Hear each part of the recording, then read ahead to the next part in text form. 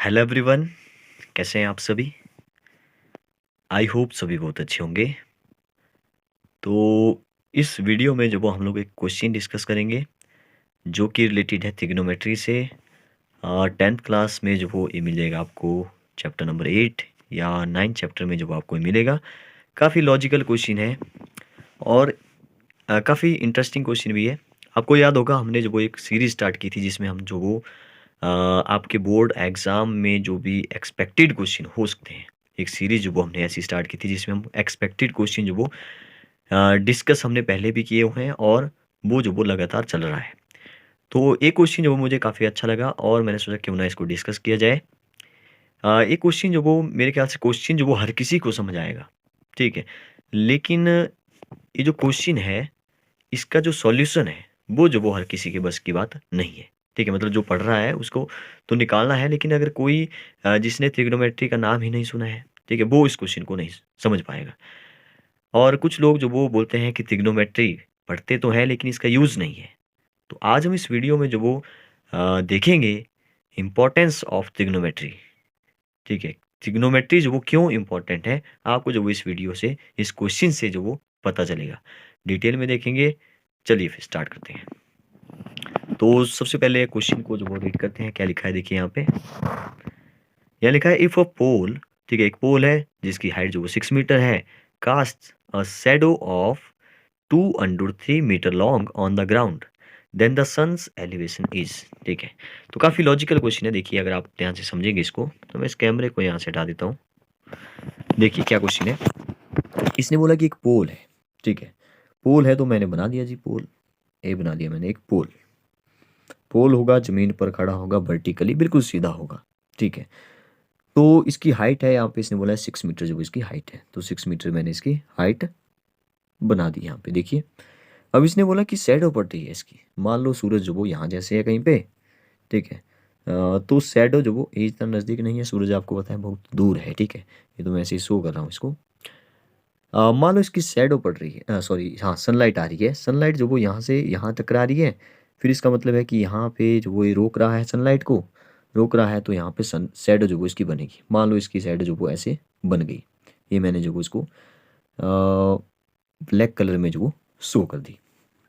अभी जो शैडो है इसकी जो लेंथ है, जो डिस्टेंस है इसकी पूरी, वो भी दी गई है। वो दिया है इसने 2√3। अब √3 जो वो आपके लिए, अगर आपने नहीं पता है √3 की वैल्यू, तो मैं आपको बता देता हूँ। √3 की जो वैल्यू होती है वो होती है 1.7321। कई जगह जो वो आपको पुट करना पड़ती है, कई जगह जो वो ऐसे भी चल पड़ेगा, ठीक है। अगर दिया है कि √3 की वैल्यू जो वो आपको पुट करनी है, तो जो आप ज़रूर पुट करिए। अदरवाइज़ आप जो वो क्वेश्चन को वहाँ पर भी स्टॉप कर सकते हैं जहाँ पे √3 आता है। लेकिन कुछ एक जैसे आपको पता होगा कि जैसे अंडरूट अगर डिनोमिनेटर में है, कोई सॉल्यूशन अगर आपका निकल चुका है लेकिन अंडरूट है नीचे या माइनस में है, तो वो जो सॉल्व करना पड़ता है थोड़ा सा, वो आपको मेरे ख्याल से पता होगा। या √2 की वैल्यू जो वो आपको पता होनी चाहिए 1.414।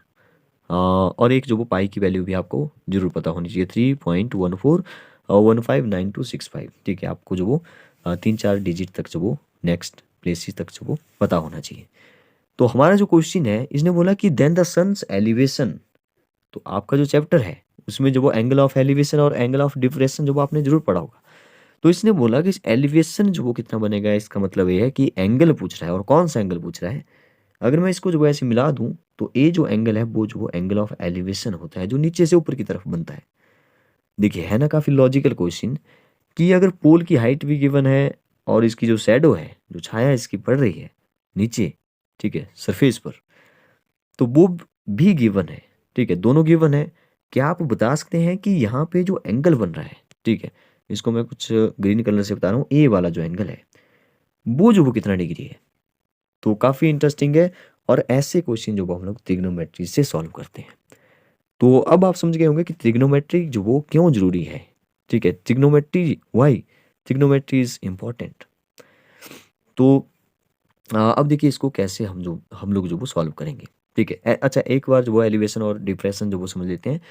देखिए जब दो लाइनें जो वो पैरेलल जा रही हो ना, और एक लाइन जो वो ऐसे आ जाए, तो ए वाला जो एंगल है और ये जो नीचे एंगल बनेगा, ठीक है, मैं फिर से बनाता हूँ। जैसे ए जो वो पैरेलल लाइन से, ठीक है, एक लाइन जो वो मैंने बीच में से लगा दी, ए वाला जो एंगल है और ए वाला जो एंगल है वो इक्वल होते हैं। और एक्चुअल में आप जब देखेंगे यहाँ पे, वो यहाँ पे भी क्या हो रहा है, जैसे मैं जो एक लाइन लगा देता हूँ, एक जो वो बिल्कुल नीचे फेस सरफेस है इसका, ठीक है। तो क्या ये जो एंगल है जो हमने निकालना है, इसको तो हम लोग एंगल ऑफ एलिवेशन बोलेंगे, जो नीचे नीचे है। तो क्या ये जो ऊपर वाला एंगल है वो सेम होगा? यस, ये भी सेम होगा, ए वाला एंगल इसके इक्वल होगा। तो इस वाले एंगल को जो ऊपर से नीचे की तरफ बन रहा है, इसको जब हम लोग एंगल ऑफ डिप्रेशन बोलते हैं और एंगल ऑफ एलिवेशन। अब बोलेंगे तो नाम तो अलग अलग है, लेकिन ये तो सेम ही होंगे।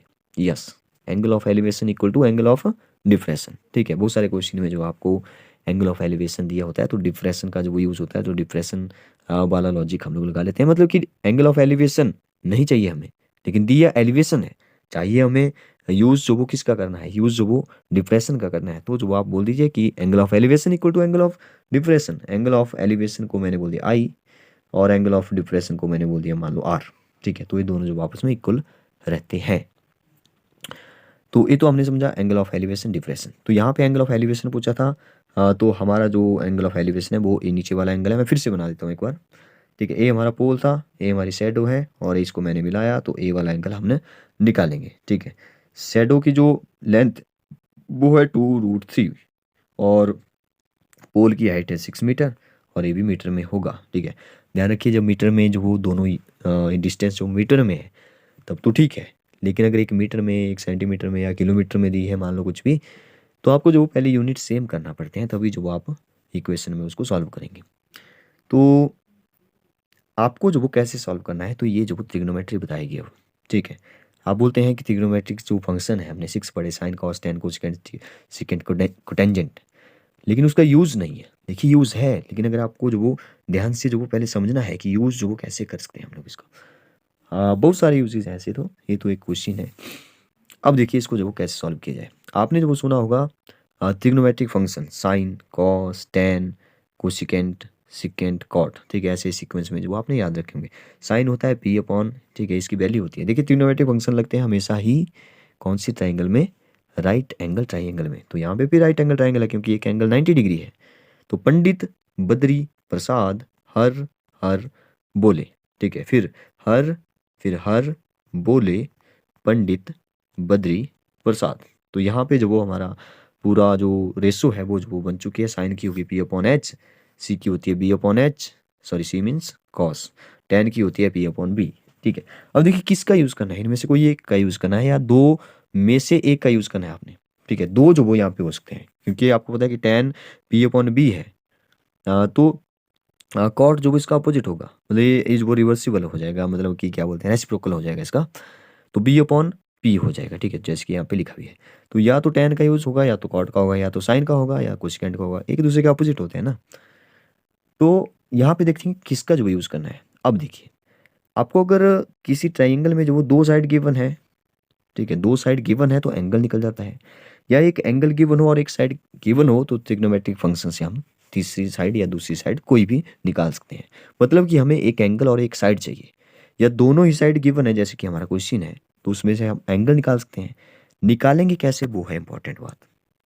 अब देखिए कैसे निकालेंगे, आपको दोनों साइड की रेशो लेनी है। इसको बोलते हैं हमारा परपेंडिकुलर, और नीचे जो वो बेस होता है।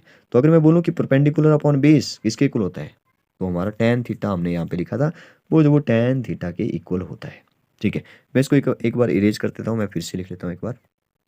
देखिए जब आप बार बार जो वो लिखेंगे, तभी जो वो आपका एक मतलब कि प्रैक्टिस होगी अच्छे से। देखिए मैंने फिर से बना दिया, ये वाला एंगल हमें निकालना है, और ये जो वो 2√3 है, और यहाँ पे है 6 मीटर, 6 मीटर, ठीक है। तो जैसे कि मैंने बोला कि P अपॉन बी, ठीक है, जो ए है P और ए है B, जो दिया है वही रेशो ली हमने। अब आप बोलेंगे कि क्या मैं B अपॉन P ले सकता हूँ? यस, B अपॉन P भी ले सकते हैं, क्योंकि टेन जो वो पहले आता है, कॉट बाद में आता है सीक्वेंस में अगर हम देखें, तो इसलिए जो मैंने टेन पहले ले लिया, ऐसा कुछ नहीं है, कॉट भी ले सकते हैं, कोई प्रॉब्लम नहीं है। P अपॉन B किसके बराबर होता है, टेन थीटा के बराबर होता है, हमें पता है। अब वैल्यू पुट करिए, वैल्यू पुट करनी है। P कितना है, P है 6, B कितना है, B है 2√3, टेन थीटा, थीटा कितना है, थीटा तो हमें निकालना है, ठीक है। टेन थीटा, टेन थीटा ही रखा मैंने। अब इसको थोड़ा सॉल्व कर लेते हैं। इस 2 से जो वो 6 कट गया, 3 आ गया, तो 3 अपॉन √3 आ गया, ठीक है। अब मैंने अभी आपको बोला थोड़ी देर पहले कि 3/√3, अगर नीचे जो वो √3 है तो उसको